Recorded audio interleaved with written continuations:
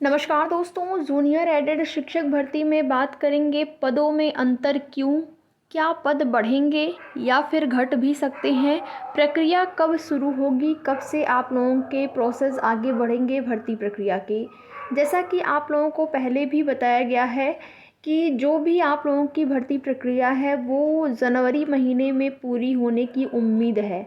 लेकिन हम केवल और केवल यहाँ पर उम्मीद ही कर सकते हैं, बाकी 100% नहीं कहा जा सकता है कि जनवरी में भर्ती प्रक्रिया पूरी हो जाएगी।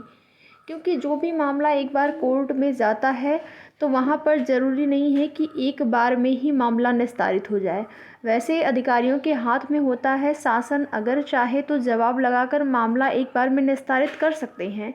लेकिन जब ये लोग चाहेंगे तो आप सभी को बता दें 19 तारीख को जो मामला लगा हुआ है, जिसमें कि संशोधित परिणाम जारी होने के बाद जिन भी अभ्यर्थियों का कम अंक हुआ या फिर जिनका भी रिज़ल्ट इनवैलिड दिखाया है, उन अभ्यर्थियों के द्वारा याचिका दायर की गई, जिसकी सुनवाई 19 दिसंबर को होनी है।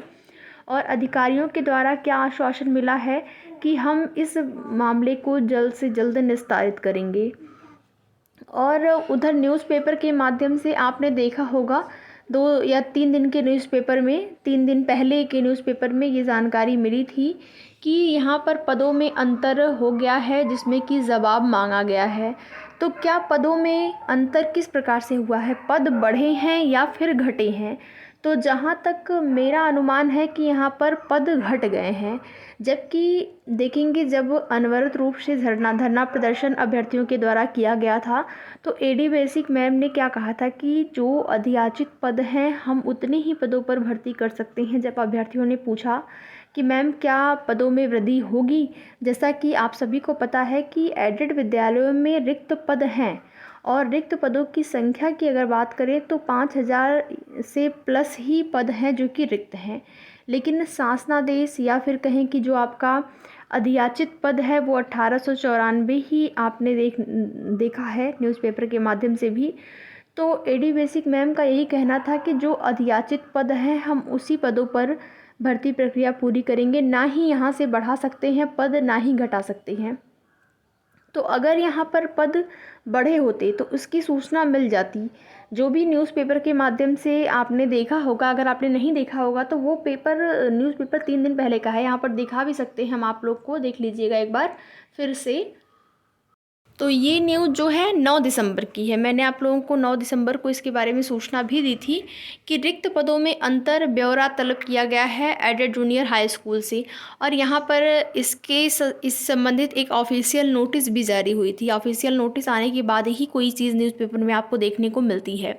तो ऑफिशियल नोटिस में भी ये सूचना जो है मिली है। ऑफिशियल नोटिस के माध्यम से भी ये चीज़ें स्पष्ट हो रही हैं कि रिक्त पदों में अंतर हुआ है। जो भी अध्याचित पद थे, जैसे देखेंगे कि कुछ पदों का ब्यौरा मिल गया था निदेशालय को, कुछ पदों का नहीं मिला था, तो वहाँ पर भी एक लेटर जारी हुआ था कि जल्द से जल्द जो भी बचे हुए ज़िले हैं या जो भी बचे हुए विद्यालय हैं वो भी रिक्त पदों का ब्यौरा जल्द से जल्द उपलब्ध कराएं, जिसमें कि देखेंगे मीटिंग भी हुई थी।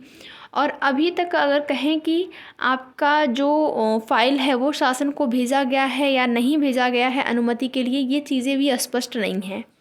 ये चीज़ें बिल्कुल भी स्पष्ट नहीं है, क्योंकि अगर शासन को भेज देते तो यहाँ पर रिक्त पदों में अंतर कैसे मिलता। पहले इन लोगों को, जो भी आप के भर्ती संबंधित अधिकारी हैं, इन्होंने ही देखा, तो उनको जब रिक्त पदों में अंतर आया तो फिर से ब्यौरा तलब किया गया है, जिसमें कि यहाँ पर आप सभी देख सकते हैं कि सहायता प्राप्त जूनियर हाई स्कूल में शिक्षकों की भर्ती से पहले बेसिक शिक्षा विभाग विभिन्न जिलों में रिक्त पदों के ब्यौरे का मिलान कर रहा है। इस क्रम में लगभग 4 दर्जन जिलों के बीएससी से प्रधानाचार्य, प्रधानाध्यापक व शिक्षकों के रिक्त पदों का ब्यौरा मानकों के मुताबिक परीक्षण करके उपलब्ध कराने को कहा गया। इसके बाद प्रधानाध्यापक के 390 और शिक्षकों के 1507 पदों पर भर्ती का कार्यक्रम जारी होगा।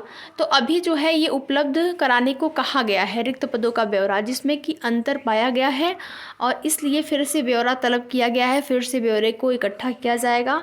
तो यहाँ पर अगर ये लोग जल्द से जल्द भर्ती पूरा करना चाहेंगे, अधिकारी हो या फिर शासन, तो आप लोगों की भर्ती में वैसे तो 19 से पहले तो हम बिल्कुल उम्मीद नहीं कर सकते हैं कि 19 से पहले कुछ भी हो सकता है।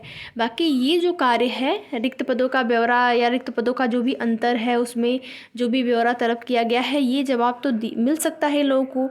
जो भी रिक्त पद हैं या फिर अधियाचित पद हैं, कहाँ पर, किस ज़िले में, किस विद्यालय में कितने पद हैं, ये चीज़ें तो बिल्कुल स्पष्ट हो सकती हैं। बाकी शासनादेश की बात रही या फिर शासन को प्रस्ताव बनाकर भेजने की, तो वो तो अगर ये चीज़ें स्पष्ट हो जाएगी तो अधिकारी भेज देंगे शासन को, फिर शासन से जो है मंजूरी मिलनी होगी।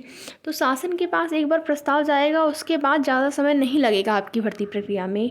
अगर प्रस्ताव एक बार चला गया तो आप मान के चलिए कि जैसे ही ये चीज़ें जो है, ये न्यूज़ आती है कि शासन को प्रस्ताव बनाकर भेज दिया गया है, तो आप मान के चलिए 1 सप्ताह के अंदर ही अनुमति मिल सकती है और 1 सप्ताह के अंदर ही भर्ती प्रक्रिया आगे बढ़ जाएगी।